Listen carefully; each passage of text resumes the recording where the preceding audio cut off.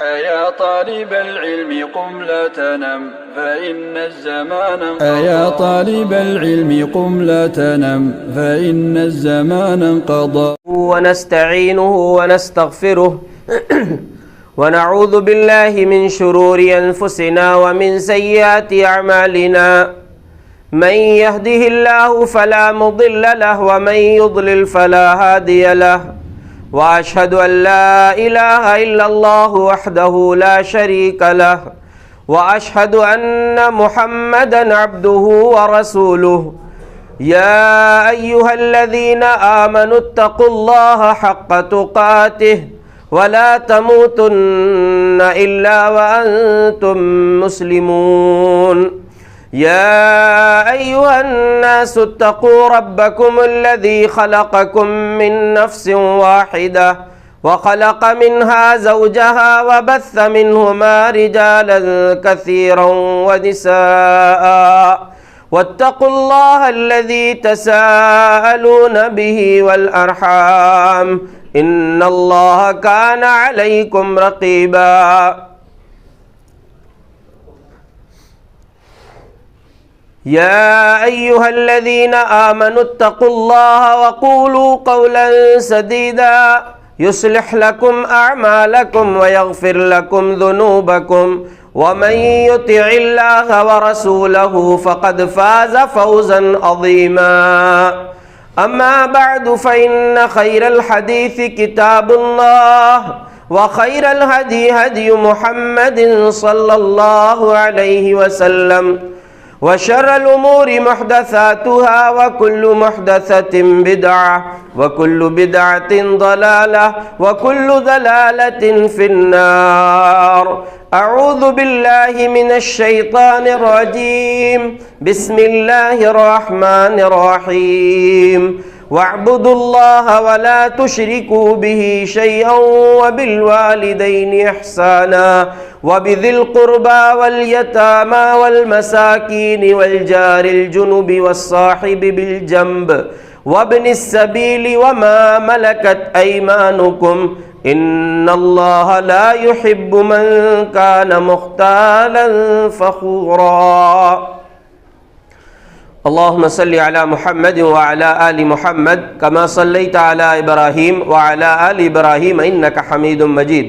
اللهم بارك على محمد وعلى آل محمد كما باركت على إبراهيم وعلى آل إبراهيم إنك حميد مجيد. رب اشرح لي صدري ويسر لي أمري واحلل عقدة من لساني يفقه قولي. اللهم انفعنا بما علمتنا وعلمنا ما ينفعنا وزدنا علما. سبحانك لا علم لنا إلا ما علمتنا إنك أنت العليم الحكيم. نبی صلی اللہ علیہ وسلم نے صحابی رسول کو ایک موقع پر یا حضرت سلمان فارسی رضی اللہ عنہ نے حضرت ابو دردہ رضی اللہ عنہ کو ایک موقع پر کہا تھا فَأَعْطِ كُلَّ ذِي حَقٍ حَقَّهُ، ہر ایک کو اس کا حق دو. اس کا پس منظر جو ہے، یہ جملہ کیوں کہا انہوں نے، اس کی وضاحت ابھی آئے گی انشاءاللہ.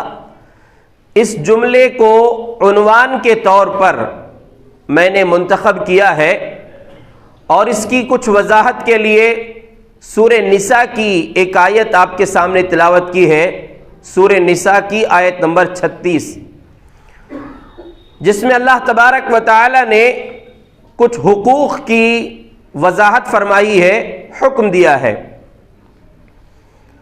اللہ رب العالمین نے فرمایا وَاعْبُدُوا اللَّهَ وَلَا تُشْرِكُوا بِهِ شَيْئًا، لوگوں اللہ کی عبادت کرو اور اس کے ساتھ کسی کو شریک نہ کرو. وَبِالْوَالِدَيْنِ إِحْسَانًا، والدین کے ساتھ اچھا سلوک کرو. وَبِذِي الْقُرْبَى، اور قریبی رشتہ داروں کے ساتھ اچھا سلوک کرو، رشتہ داری کا حق ادا کرو. والیتامى والمساکین، یتیم اور مسکینوں کا حق ادا کرو. والجار ذی القربى، رشتہ دار پڑوسی ہو اس کا حق ادا کرو. والجار الجنوبی، پہلو کا بازو کا ساتھی ہو اس کا حق ادا کرو. والجار ذی القربى والجار الجنب والصاحب بالجنب وابن السبیل وما ملکت ایمانکم. مسافر کا حق ادا کرو اور جو تمہارے ماتحت ہیں ان کا حق ادا کرو. ان اللہ لا يحب من کان مختالا فخورا. یقیناً اللہ رب العالمین غرور و تکبر کرنے والے کو پسند نہیں کرتا. یہ جو جملہ ہے میں نے جو آپ کے سامنے ذکر کیا، اعطی کل ذی حق حقہ، ہر ایک کو اس کا حق دو. اس جملے کو حضرت سلمان فارسی رضی اللہ عنہ نے اس وقت کہا تھا. نبی صلی اللہ علیہ وسلم نے سلمان فارسی اور ابو دردہ رضی اللہ عنہ کے درمیان بھائی چارہ کروایا تھا. مہاجرین اور جو انصار کے بیچ میں بھائی چارہ ہوا تھا تو یہ دونوں بھائی بنائے گئے تھے.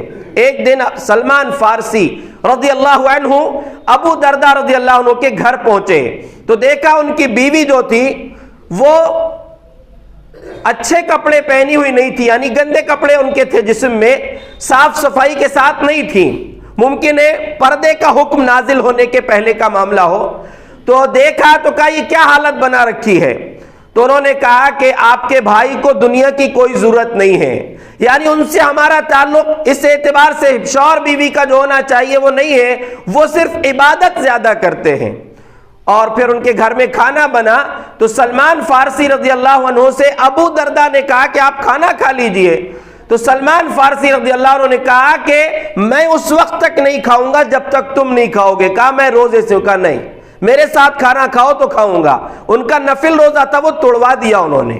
نفل روزہ تھا اور وہ حد سے زیادہ جو ہے یعنی حق ادا کرنا جو بیوی کا حق تھا اس کو چھوڑ دیے تھے عبادت کی وجہ سے.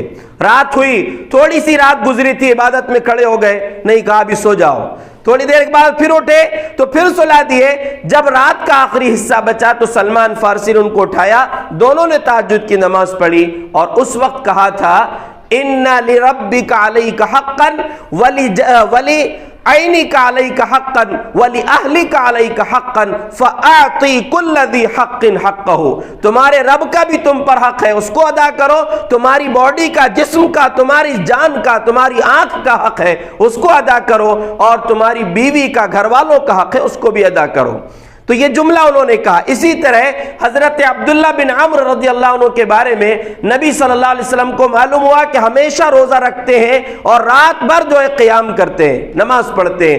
تو ان کو بھی آپ نے کہا تھا تمہارے جسم کا تم پر حق ہے، تمہاری آنکھ کا تم پر حق ہے، تمہاری بیوی کا تم پر حق ہے. فَأَعْطِي كُلَّ ذِي حَقٍّ حَقَّهُ، ہر ایک کو اس کا حق دو، یعنی جو حق ہے وہ ادا کرنا ہے.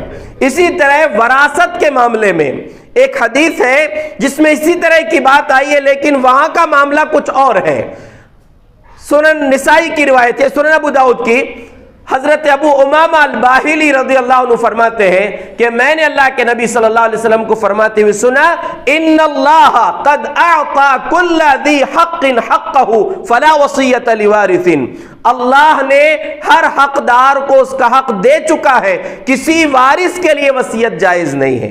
یعنی وراثت کے معاملے میں آپ کو حق دینے کا بھی نہیں ہے، حق اللہ نے جو دے چکا ہے وہ پہنچانا بس ہے. ایسا نہیں کہ ہم اپنی مرضی سے تقسیم کر دیں، بلکہ حق جو ہے وہ اللہ نے متعین کر چکا ہے، وہ حق آپ کو دینا ہے. اور یہ بھی آپ نے وضاحت فرما دی کہ فلا وصیت لوارث، کسی وارث کے لیے وصیت اب جائز نہیں ہے. مثلا ایک باپ کے 5 بیٹے ہیں جن میں سے ایک نے اس کی بہت خدمت کیا یا بہت زیادہ وہ قریب رہا. باپ مرنے سے پہلے وصیت کرے کہ میری جو جائیداد تقسیم ہوگی اس کا آدھا حصہ میرے فلاں بیٹے کو دے دینا اور بقیہ جو ہے باقی بیٹوں میں، باقی اولاد میں تقسیم کر دینا، یا میرے فلاں بیٹے کو زیادہ دے دینا.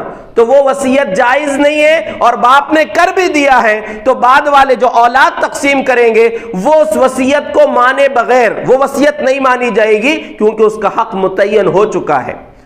اس کو جو ہے وصیت کا حق اب نہیں ہے، کیونکہ وراثت کا حق اللہ نے متعین کر دیا۔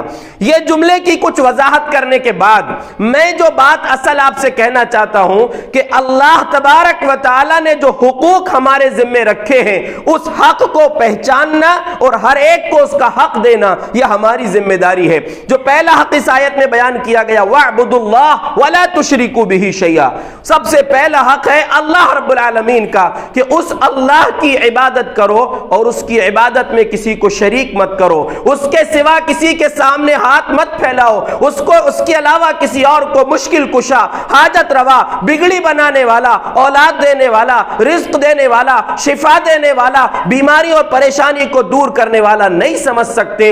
جو کچھ ہے اسی رب کائنات کی ذات ہے جو پوری کائنات کا مالک بھی ہے، مدبر بھی ہے اور اس کے نظام کو بحسن خوبی چلا رہا ہے۔ ہماری عبادت کا حقدار وہی ہے، اس کے سوا یہ پیشانی کسی کے سامنے نہیں جھک سکتی، چاہے کچھ بھی ہو جائے، انسان کی جان چلی جائے لیکن توحید انسان کی باقی رہنی چاہیے۔ اللہ کا یہ حق ہے۔ حضرت معاذ بن جبل رضی اللہ عنہ سے نبی صلی اللہ علیہ وسلم نے پوچھا تھا یا معاذ اتدری ما حق اللہ علی العباد وما حق العباد علی اللہ، معاذ کیا تم جانتے ہو اللہ کا حق بندوں پر کیا ہے اور بندوں کا حق اللہ پر کیا ہے؟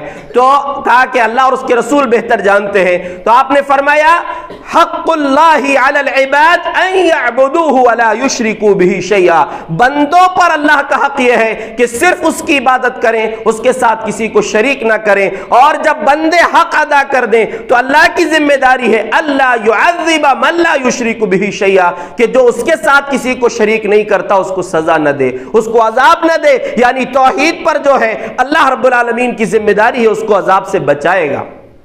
یہ بات الگ ہے اگر بہت گناہ انسان کی زندگی میں ہوں گے لیکن توحید اس کے پاس ہے تو گناہوں کی سزا تک اللہ تبارک و تعالیٰ اس کو جہنم میں رکھ سکتا ہے، چاہے تو معاف بھی کر سکتا ہے، چاہے تو سزا دینے کے بعد اس کو جنت کا حقدار بنائے گا۔ لیکن توحید ہے تو اس کے لیے ہمیشہ کی جہنم نہیں ہے بلکہ کبھی نہ کبھی وہ جہنم سے نکال کر جنت کے حوالے کیا جائے گا۔ تو پہلا حق ہے انسان پر اپنے رب کا حق ادا کرے۔ دوسرے نمبر پر اللہ نے، اور یہاں بڑی اہم اور قیمتی بات یہ ہے کہ اللہ نے رشتہ داروں کا تذکرہ کیا ہے بعد میں، لیکن رشتہ داروں سے ہٹ کر ماں باپ کا ذکر کیا ہے، جبکہ انسان کا تعلق سب سے پہلے ماں باپ سے ہی ہوتا ہے، وہیں سے رشتہ داری شروع ہوتی ہے۔ دنیا میں انسان آتا ہے ماں باپ سے پہلا رشتہ ہوتا ہے، اس کے بعد بقیہ رشتہ داریاں شروع ہوتی ہیں، لیکن اللہ نے رشتہ داری کو بعد میں رکھا، اس سے پہلے ماں باپ کا تذکرہ کیا ہے۔ اور جہاں کہیں بھی آپ دیکھیں گے اللہ نے توحید کے بعد ماں باپ کا تذکرہ کیا ہے، یعنی ایک مومن کو، ایک موحد کو جو توحید کا دعویٰ کرتا ہے اسے یہ یاد رکھنا چاہیے جیسے وہ اپنے رب کا حق ادا کر رہا ہے اسے اپنے ماں باپ کا بھی حق ادا کرنا ہے۔ ماں اور باپ یہ دونوں ایک ساتھ ہو تو دونوں کا حق، اور اگر دونوں میں سے ایک ہو تو ایک کا تو زیادہ خیال رکھنا چاہیے، اس لیے کہ اللہ نے قرآن میں کہا اما یبلغن عندک الکبر احدہما او کلاہما، کہ تمہاری زندگی میں ان میں سے ایک یا دونوں بزرگی کو پہنچ جائیں، تو ایک کا تذکرہ پہلے کیا ہے۔ اہل علم نے کہا کہ اگر ماں اور باپ جب دونوں آپ کے ہوتے ہیں، یعنی شوہر بیوی بڑھاپے کی عمر کو پہنچ گئے ہیں، جوڑا سلامت رہتا ہے تو ایک دوسرے کے دل کی بات وہ کر لیتے ہیں، لیکن ان میں سے ایک اگر چلا جائے تو وہ اکیلا ہو جاتا ہے۔ اس موقع پر بچوں کی ذمہ داری ہے کہ اس ایک شخص، یعنی ایک یا تو ماں ہو یا والد ہو، دونوں میں سے جو بھی ہو ان کا زیادہ خیال رکھیں۔ اور ماں باپ کا جو حق ہے اس کا مقام جو ہے کسی اور کو نہیں مل سکتا۔ اللہ تبارک و تعالی نے جو مقام والد کو، باپ کو دیا ہے، پیارے نبی کا فرمان ہے الوالد اوسط ابواب الجنہ فإن شئت فاحفظه وإن شئت فاضع، کہ والد جنت کا بیچ کا دروازہ ہے، چاہے تو ان کی حفاظت کر لو چاہے تو اس کو برباد کر لو۔ ایک صحابی معاویہ بن جہمہ بیان کرتے ہیں کہ ان کے والد نبی صلی اللہ علیہ وسلم کی خدمت میں پہنچے اور کہا کہ اللہ کے رسول انی ارید ان اغزو، میں جہاد کرنا چاہتا ہوں، غزوے میں، جنگ میں شریک ہونا چاہتا ہوں، فجئتک استشیر، میں آپ کے پاس مشورہ کرنے آیا ہوں کہ کیا کروں۔ تو آپ نے پوچھا حل لک من امن، تمہاری ماں ہے؟ کہا کہ ہاں۔ تو آپ نے فرمایا فالزمھا فإن الجنۃ تحت رجلیھا، اگر تمہاری ماں ہے تو جاؤ ان کی خدمت کرو، اس لیے کہ جنت ان کے قدموں کے نیچے ہے۔ یہ سنن نسائی کی روایت ہے، اور سنن صحیح بخاری کی روایت میں یہ ہے کہ یہ شخص جب آئے تھے تو اللہ کے رسول صلی اللہ علیہ وسلم نے پوچھا تھا حی والداک، کیا تمہارے ماں باپ زندہ ہیں؟ کہا کہ ہاں اللہ کے رسول زندہ ہیں۔ تو فرمایا ففیہما فجاہد، جاؤ انہی میں جہاد کرو، یعنی ان کو خوش کرنے کی کوشش کرو، جنت تم کو ان کو خوش کرنے میں مل جائے گی۔ سوچئے جہاد جیسا عمل جہاں انسان اپنی جان قربان کرنے کے لیے جانے کو تیار ہے، لیکن اس سے پہلے اللہ کے نبی صلی اللہ علیہ وسلم نے فرمایا ماں باپ کی خدمت کرو۔ بلکہ ایک صحابی تو آئے تھے، ماں منع کر رہی تھی کہ مت جا بیٹا، لیکن وہ آ گئے اور ماں رو رہی تھی۔ وہ صحابی رسول آ کر اللہ کے رسول سے بتائے تو کہا کہ جاؤ واپس، جیسے ناراض کیے ہو رلائے ہو ویسے ان کو ہنساؤ، یعنی ان کی خدمت کرو۔ اب آپ اندازہ کریں کہ ماں باپ کا مقام کتنا اونچا ہے یہاں پر۔ لیکن ایک جگہ پہنچنے کے بعد ایک مرد خاص طور سے وہ دو چیزوں کے بیچ میں پھنس جاتا ہے نکاح کے بعد۔ بہت ساری جگہوں میں ایسا ہوتا ہے کہ معاملات صحیح ہوتے ہیں، ایک طرف بیوی ہے ایک طرف ماں ہے، لیکن دوسری طرف کہیں کہیں ایسا بھی ہوتا ہے کہ کچھ لوگ یا تو ماں کو خوش کرنے کی وجہ سے بیوی کو چھوڑ دیتے ہیں، بیوی کا حق ادا نہیں کرتے، یا بیوی کو خوش کرنے کے چکر میں ماں کو چھوڑ دیتے ہیں۔ یہ بات غلط ہے، اعتدال کی راہ چلنا چاہیے۔ یعنی دونوں، جو جملہ میں نے کہا فَأَعْطِي كُلَّ ذِي حَقٍ حَقَّهُ، ہر ایک کو اس کا حق دو۔ ماں کا حق اپنی جگہ ہے، ماں کے مقام تک دنیا کی کوئی عورت نہیں پہنچ سکتی، اس لیے کہ نبی کا فرمان الجنت تحت رجلیھا، ماں کی خدمت کرو، اس لیے کہ جنت ماں کے قدموں کے نیچے ہے۔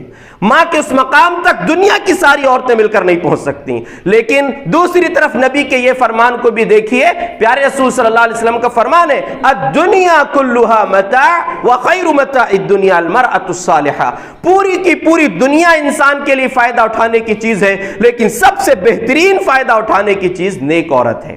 یعنی ایک طرف وہ عورت جس کے قدموں کے نیچے جنت، ایک طرف وہ عورت جو ایک مرد کے لیے دنیا کی سب سے بڑی نعمت۔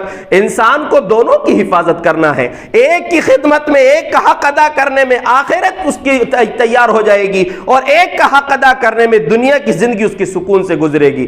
پیارے رسول صلی اللہ علیہ وسلم کا ایک فرمان یہ بھی ہے قلب شاکر ولسان ذاکر وزوجۃ صالحۃ تعینک علی امر دنیاک ودینک کا خیر مما اکتنز الناس۔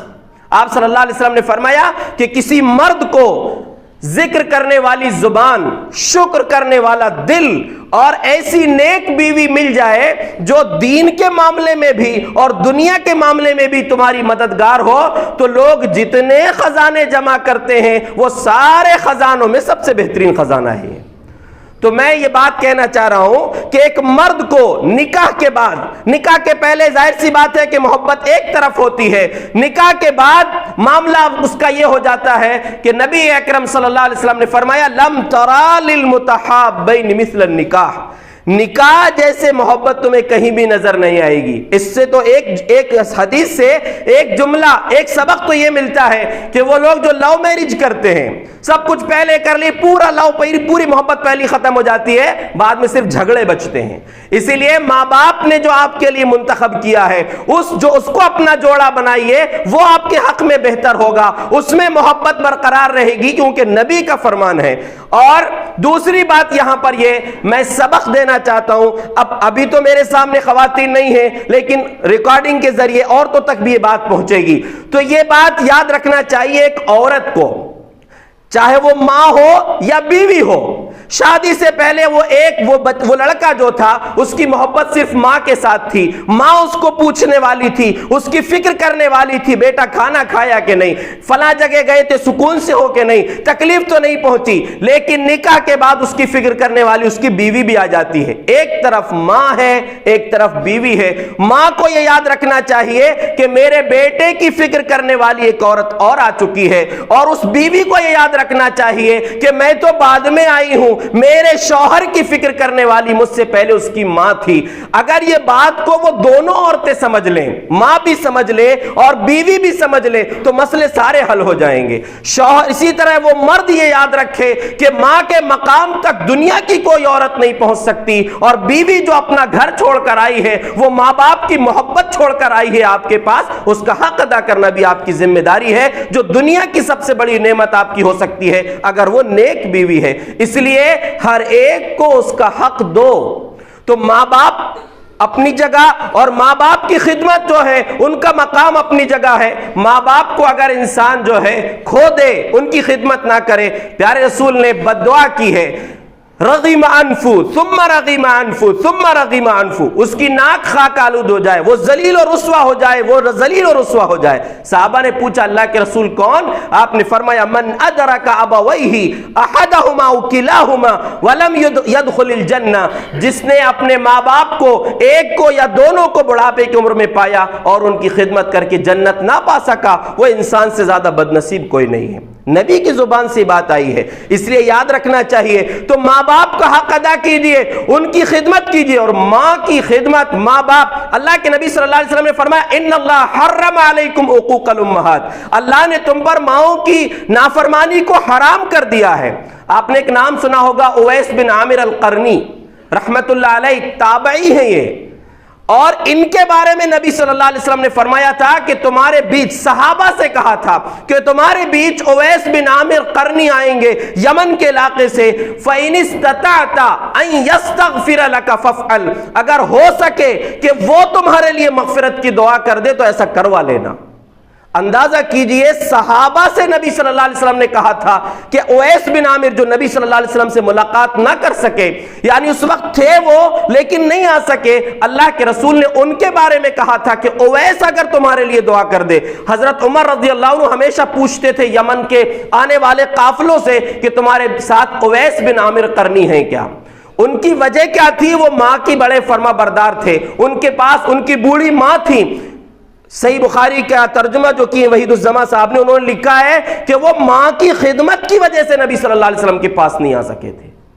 صحابی ہونا، کسی کا صحابی ہو جانا نبوت کے بعد یہ دنیا کا سب سے عظیم مرتبہ ہے کہ کوئی انسان صحابی ہو جائے، اپنی آنکھوں سے نبی کا دیدار کر لے ایمان کے ساتھ، اور ایمان کے ساتھ فوت ہو جائے، یا نبی سے ملاقات کر لے، آنکھوں کی روشنی نہیں لیکن دل کی روشنی، رب نے ایمان دیا ہو۔ عبداللہ ابن ام مکتوم رضی اللہ عنہ نابینا صحابی ہیں، نبی کو دیکھے تو نہیں لیکن ملاقات کیے تھے، اس لیے وہ بھی صحابی ہیں۔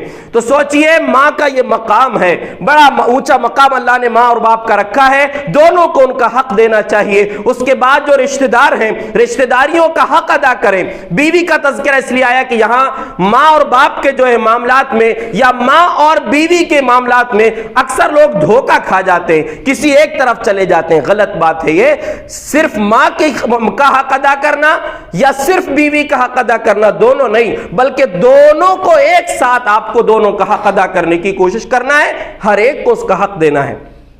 وَبِذِي الْقُرْبَى وَالْيَتَامَى وَالْمَسَاكِينِ، یہاں پر قریبی رشتہ دار اور رشتہ داروں میں یا سماج میں رہتے ہوئے ہمیں اس رشتہ داری میں بزرگوں کا خیال، چھوٹوں کی عزت، چھوٹوں پر شفقت، یعنی جو ماں باپ ہیں بچوں کے ساتھ، ساس سسر ہیں وہ بہو کے ساتھ، یا بہو ہے وہ ساس سسر کے ساتھ اس کا سلوک کیا ہو۔ بڑی پیاری بات اللہ کے نبی صلی اللہ علیہ وسلم نے فرمائی ہے، لَيْسَ مِنَّا مَن لَّمْ يَرْحَمْ صَغِيرَنَا وَلَمْ يُعَقِّرْ كَبِيرَنَا، وہ شخص ہم میں سے نہیں ہے، یعنی اس کا طریقہ نبی کے طریقے پر نہیں ہے، جو ہم میں سے چھوٹوں پر شفقت نہ کرے، بڑوں کا احترام نہ کرے، اور ایک روایت کے الفاظ ہے وَيَعْرِفُ لِعَالِمِنَا، اپنے عالم کا حق نہ سمجھے۔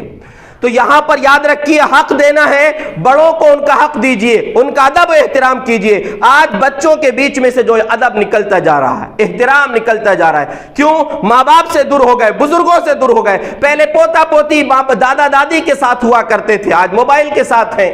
सब चीजें जो है रुखसत होती जा रही हैं। हमें बच्चों को अदब सिखाना चाहिए, बड़ों का अदब सिखाइए, दूसरों का भी अदब करेंगे, आपका भी अदब करेंगे, उन पर शफकत से पेश आइए, मोहब्बत से उनको बोलिए, उलमा का हक उनको सिखाइए। तीनों बातें आपने एक साथ कहा है कि वो शख्स हम में से नहीं जो बड़ों का एहतराम ना करे, छोटों पर शफकत ना करे और उलमा का हक ना समझे। और याद रखिए, जिस दौर से हम गुजर रहे हैं ये कयामत से करीब का दौर है, और जैसे जैसे हम कयामत के करीब जाएंगे इल्म उठता जाएगा, और जब उलमा चले जाएंगे, उलमा के जाने से क्या होगा, इल्म जाता जाएगा, और जब इल्म चला जाएगा हत्ता इज़ा लम युबक़ी आलिमन, जब अल्लाह किसी आलिम को बाकी नहीं रखेगा, इत्तख़ज़ अन्नास रुऊसन जुहाला, लोग जाहिलों को सरदार बना लेंगे। फफ्तौ बगैर इल्मिन फदल्लु व अदल्लु, बगैर इल्म के वो फतवा देंगे, खुद भी गुमराह होंगे और दूसरों को भी गुमराह करेंगे। उलमा के जाने से पहले उनका एहतराम करना चाहिए। अभी करीब में पिछले कुछ दिनों पहले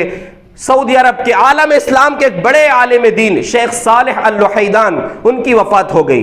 एक और बड़े आलिम शेख सालेह अल फौजान, सऊदिया के ही एक बड़े आलिम दीन ने एक बात कही थी।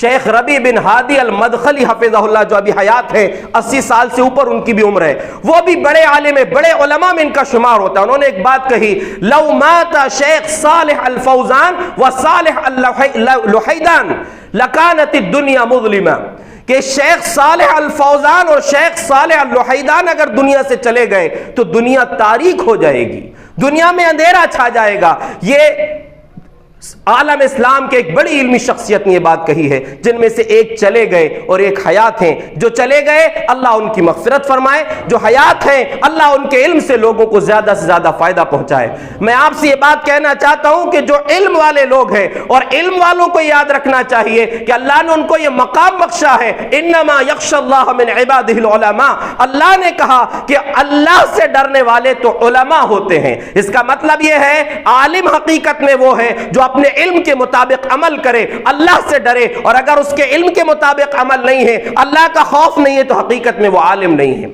और दूसरी बात, अल्लाह तबारक व तआला ने कुरान में कहा, शहीदल्लाहु अन्नहु ला इलाहा इल्ला हु वल मलाइकतु व उलुल इल्म, अल्लाह गवाही देता है कि अल्लाह के सिवा कोई सच्चा माबूद नहीं, फरिश्ते इस बात की गवाही देते हैं, और इल्म वाले उलमा इस बात की गवाही देते हैं। सोचिए, अल्लाह ने अपने साथ फरिश्तों के साथ उलमा को बयान किया है, उनका नाम जिक्र किया है। इसलिए उलमा के मकाम को समझें, उनसे जो इल्म मिले उसको हासिल करके उसके मुताबिक अपनी जिंदगी को गुजारें।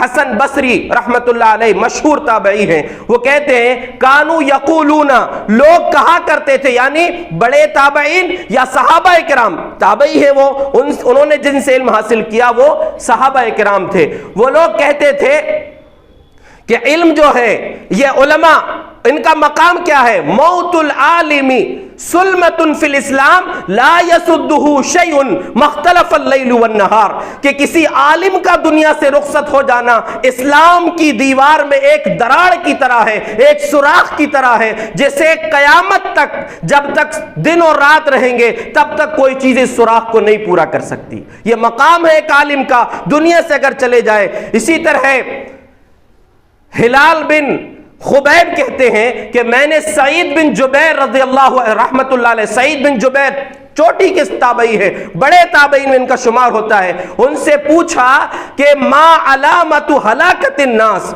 लोगों के हलाक और बर्बाद हो जाने की अलामत क्या है। कहा इज़ा ज़हबा उलमाउहुम, जब उनके बीच से उलमा चले जाएंगे तो लोगों की हलाकत और बर्बादी है।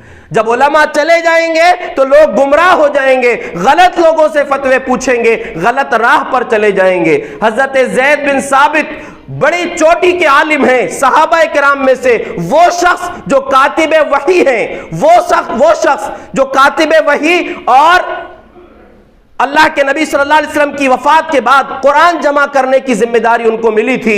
एक दिन वो सवारी पर सवार थे तो हिब्रुल उम्मा रईसुल मुफस्सिरीन, जिनको कयामत तक आने वाले तमाम मुफस्सिरीन के सरदार होने का हक हासिल है, अब्दुल्लाह बिन अब्बास रज़ियल्लाहु अन्हु उनकी सवारी की नकेल पकड़े हुए हैं, सवारी की रस्सी में उनके घोड़े या ऊंट के जो जिस पर वो सवार थे जो रस्सी बंधी थी उसको पकड़े हुए थे। तो हजरत ज़ैद बिन साबित ने कहा, तनहा यब्न अम्मी रसूलिल्लाह, اے اللہ کے رسول کے چچا کے بیٹے یہ رسی کو چھوڑ دیجیے آپ، یعنی آپ کا مقام کہاں، آپ میری سواری کی رسی پکڑے ہوئے ہیں۔ تو عبداللہ بن عباس رضی اللہ عنہ نے کہا تھا کذالک امرنا ان نفعل بعلمائنا، ہم کو حکم ملا ہے کہ ہم اپنے علماء کے ساتھ یہ ایسا کریں۔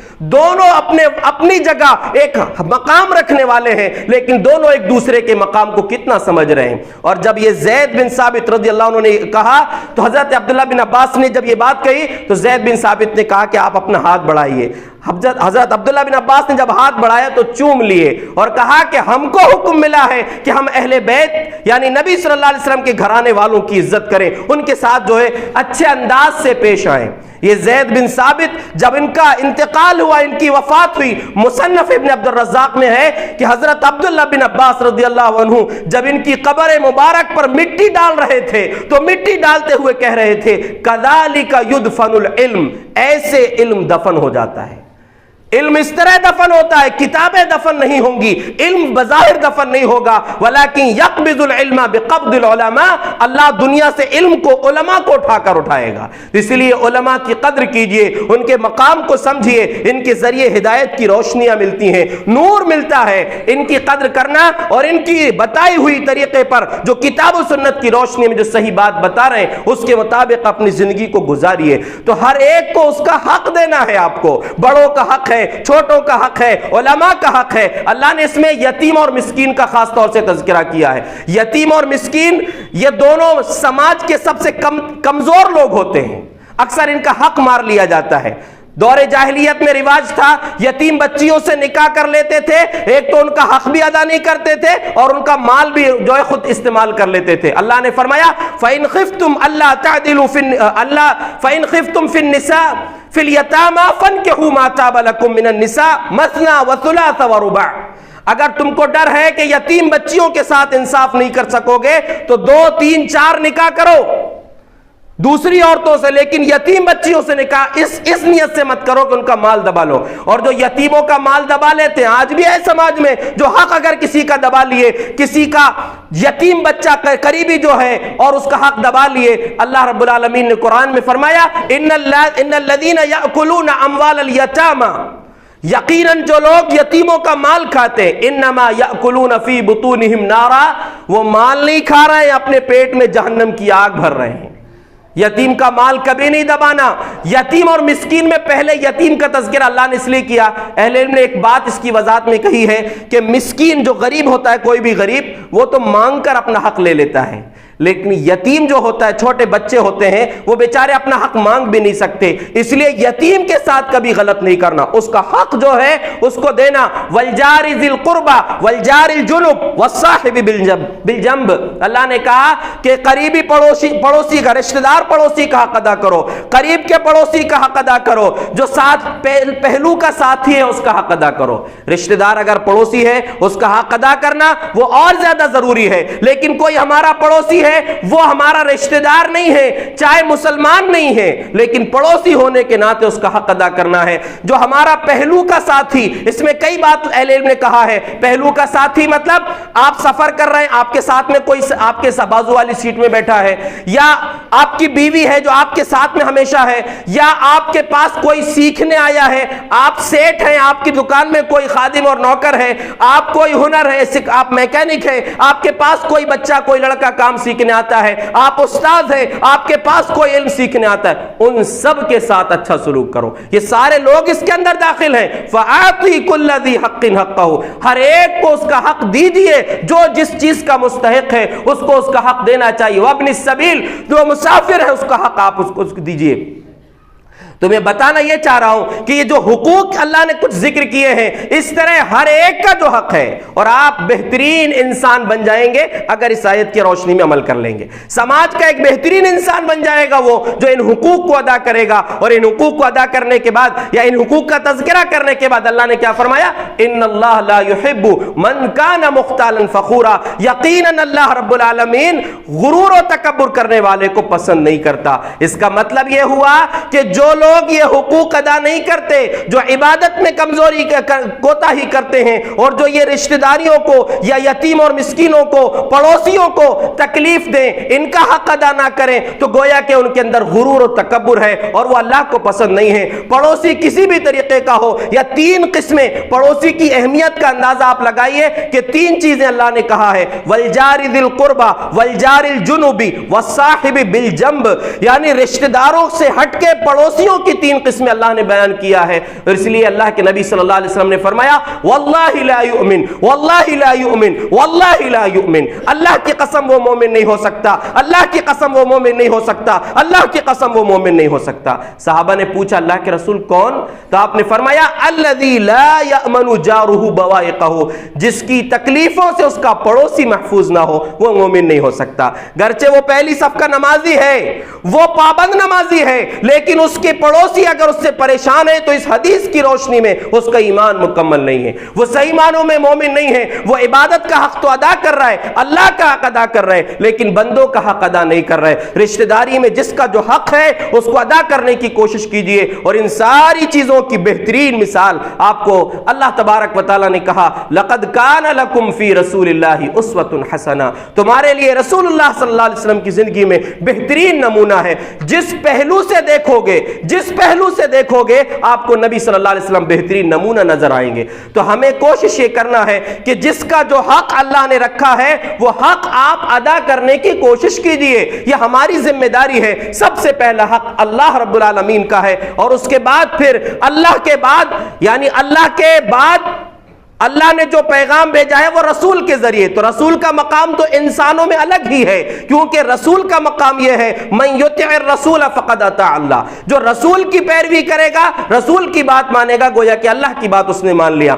پھر انسانوں میں سب سے پہلے ماں باپ ہیں، پھر دیگر رشتہ دار ہیں، ہر ایک کا حق ادا کیجئے، اللہ کا حق ادا کیجئے، اور اللہ کے حق کے ساتھ رشتہ داروں کے بھی حق ادا کیجئے، اور ایسا بنیے کہ واقعی آپ مثالی انسان ہوں۔ جو نبی صلی اللہ علیہ وسلم نے اپنی پوری زندگی گزاری تھی، فتح مکہ کے موقع پر آپ نے جو اعلان کیا تھا، لوگوں سے آپ نے پوچھا تھا کہ بولو اب تم کیا سمجھتے ہو، مجھ سے کیا امید رکھتے ہو؟ وہ سارے لوگ تھے جنہوں نے ستایا تھا، مکہ سے نکلنے پر مجبور کیا تھا، خوب ظلم کیے تھے۔ ان سب کے سامنے جب آپ نے یہ سوال پوچھا تھا تو وہ لوگ ہیں جو سامنے مجرم کی حیثیت سے کھڑے ہیں، لیکن ان کی زبان سے کیا نکلا تھا؟ انہوں نے کہا تھا انت اخ کریم ابن اخ کریم، آپ کریم، بڑے اچھے اخلاق والے بھائی ہیں اور بڑے اچھے اخلاق والے بھتیجے ہیں، آپ سے ہمیں خیر کی ہی امید ہے۔ تو آپ نے فرمایا تھا اذهبوا انتم الطلقاء لا تثریب علیکم اليوم، جاؤ تم سب آزاد ہو، آج تم پر کوئی سرزنش نہیں ہے۔